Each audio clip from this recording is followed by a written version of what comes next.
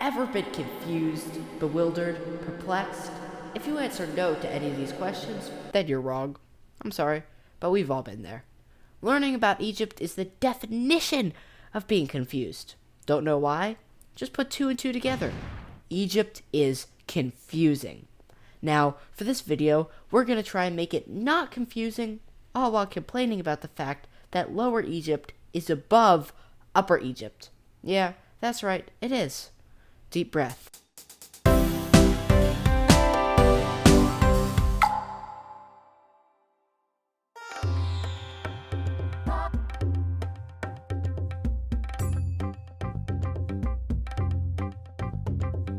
Okay, so let's get your brain into a state of pain before the simple stuff. We don't want to lead you into a false sense of security. Welcome to Egypt. Starting off with what I just said, you may notice that Lower Egypt is above Upper Egypt. That's just not how life works, no matter how hard your history teacher argues. The reason they did it this way was because the Nile River flows from the south to the north, because the southern terrain is physically higher up than the northern terrain, the mountains of Ethiopia. That part makes sense, but why not call it something like Northern Egypt, or Southern Egypt, or Upper Nile, or Lower Nile? Even that would have been easier.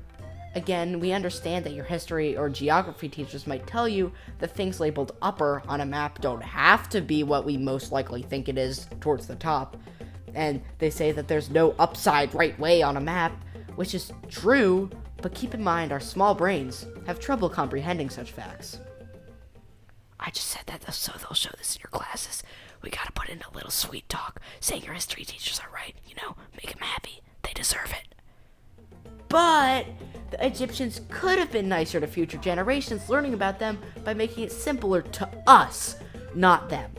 You gotta think about how your civilization will be learned about 3,000 plus years in the future. I mean, come on, it's 2019. The most complicated thing I know is that a jiffy is the speed it takes light to travel over a nucleon.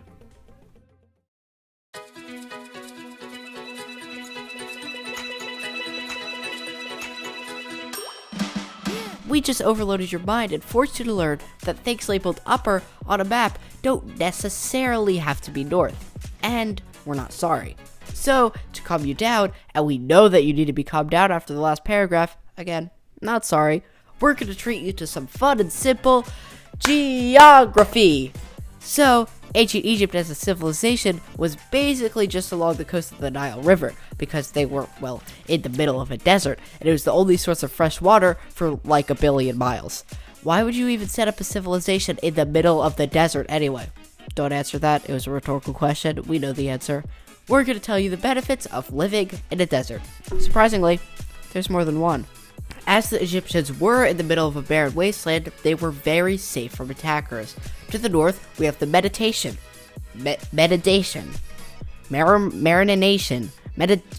Mediterranean Sea, which was, as you can see, get it? A huge body of water, which was rather wide and could be easily defended, at least for the first while they reigned before, they got conquered. To the east, we have more desert and the Red Sea, which was not as wide as the Mediterranean, but it's objectively superior because the name is actually pronounceable. To the south, there are these things called cataracts, which are super fun rapids to ride a wooden boat in, if you enjoy drowning.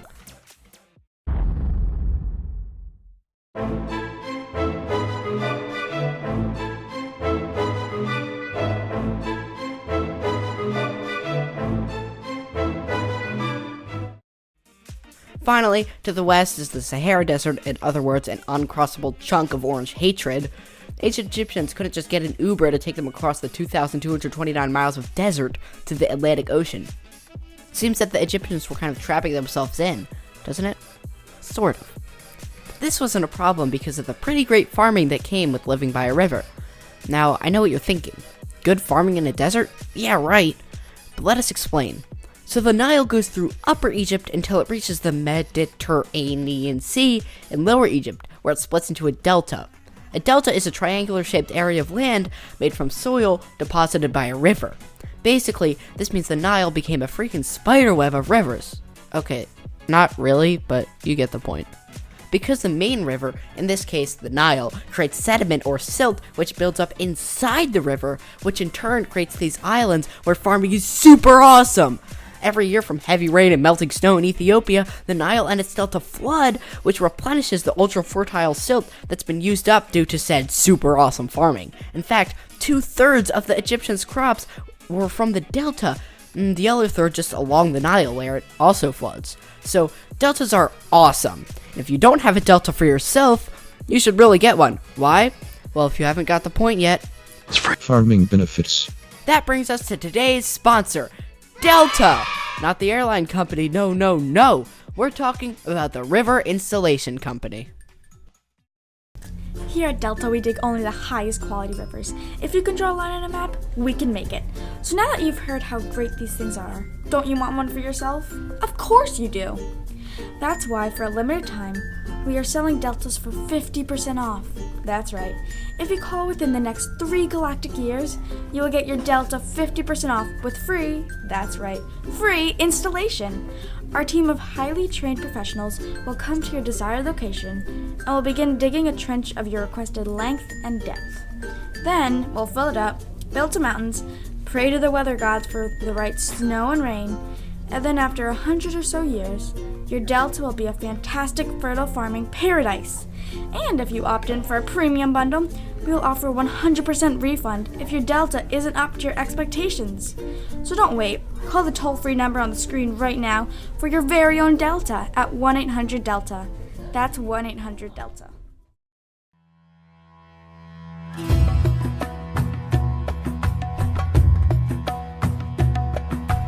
Time for a quick section about the pyramid. No, not this pyramid. We'll get to that later. We're talking about the social pyramid, or hierarchy. At the bottom, we have the slaves. These were generally people who were in debt, captured in battle, or born to another slave. Luckily, if you did happen to only be in debt, you can work your way out of slavery over time by working for the person you owe. Up next are farmers. It's weird how these guys are so low down, because without them, none of the other jobs would even exist. Anyway, the farmers were what made up most of the people in Egypt. In fact, 8 in 10 Egyptians were farmers. Now we're up to craftsmen. These people worked hard to make basically everything, from statues to bowls to houses. Now, who sells the stuff all the craftsmen make? Well, the merchants, of course. They trade with other civilizations, sell stuff, and get sped on by camels. After them are scribes. They were the ones who knew how to write, and they would write down everything. They would keep records, they would write down just what happens, and they're ultimately the reason we know so much about the Egyptians today. And it took them a heck of a long time to learn. If you think spending 12 or more years in school learning a bunch of different subjects is hard, well, try spending 12 or more years only learning to write. Writing in the Egyptian language of hieroglyphs was considered so hard that besides the pharaoh, scribes were the only ones who didn't have to pay taxes. Imagine not having to pay taxes if you could write. Next step up are priests. They held daily rituals, interpret what to do to please the gods for things like better crop harvests and such, and gave offerings. Some of the time, this included animal sacrifice. We won't go into much detail there. Just after them were nobles, or the rich people.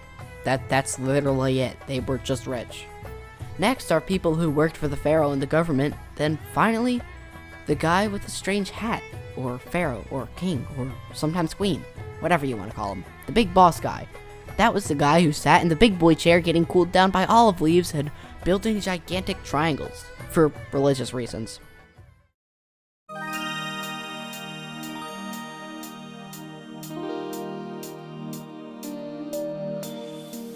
The ancient Egyptians worshipped so many gods that we don't have enough time left in this video to talk about all of them. There's around 2,000, so here's a brief list of some of the most well-known. Okay, so the pharaoh was seen as sort of a god on earth associated with Horus, the god of the sky, and pharaohs. More specifically, the pharaohs were considered to be the earthly embodiment of this god. So, the pharaohs had these massive tombs, and don't sue us, but the pyramids were built not by aliens, but by the Egyptians, as tombs for pharaohs. Wow, who would have thought? In the newer kingdoms, they built their tombs underground to protect them from thieves who wanted some of that sweet, sweet gold and jewels that were buried with the bodies, while in the old kingdom, they built these giant parallelograms in plain view of the scum of the earth who dare disrupt the peaceful rest of the pharaohs. Okay, the Egyptians believed in an afterlife. To get to the afterlife, however, you need to die. Then, if you were rich or the pharaoh, you would be mummified. First, all your organs except for your heart would be pulled out and put into jars, not counting your brain, which would be yeeted across the room because no one really cared about it. Then, you'd be dried with natron salt, stuffed like Fred the teddy bear. I miss you. And then finally, wrapped up in linen. Then came the journey to the underworld. You'd have to make it past a bajillion monsters, confess to like 40 gods all the sins you didn't commit. Hey, Mr. God, you know the other day when I didn't kill somebody? Yeah, that was pretty good, right?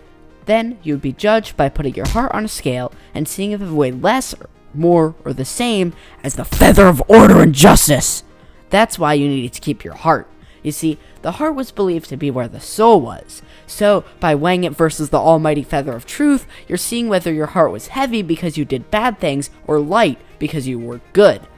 Then, you could go meet Osiris and finally not live the rest of your not life in peace. If your heart happened to be heavier than the feather of order and justice, or your soul was bad, it would be eaten by this guy. Basically, your soul would be eaten and you would cease to exist. In case you were wondering, the Egyptians' idea of the afterlife was farming. Yeah, they would farm for eternity, but it was perfect farming. Everything would be great. Amazing weather, your crops always grew correctly, absolute bliss. You could also have a doll help you if you buried it with your body. So it wasn't all work. I guess most people just ended up sitting there and watching a little plastic toy. Did they have plastic? Hey, Dad. Did they have plastic in 3000 BC? Now, they believed that the best way to get a pharaoh or anybody to the afterlife was to build a tomb. And in that tomb, they would put everything that they might need, such as food, watery, a boat to get across the waters of evil and the underworld, jewelry and paintings, stuff that you need to survive. Or not survive, in this case. So, for normal people, or people who are rich, they would build a tomb as well, but for the big, important pharaoh dudes, they would build their tombs more elaborate, more fancy, blah blah blah, and in the Old Kingdom, as we talked about, they would build pyramids.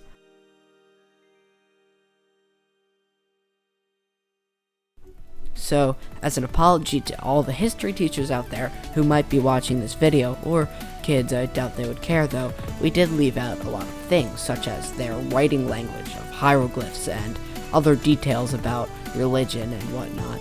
And we're not really sorry because this took so long to make, probably longer than it should have, but here's some pictures of some of the pharaohs' tombs or whatever on screen before we go. The most famous ones are King Tut's tomb, which was left untouched, and then the Pyramid of Giza, which was the big boy pyramid that everyone loved. I hope you learned something or at least entertained from this video, and as always, thank you for watching.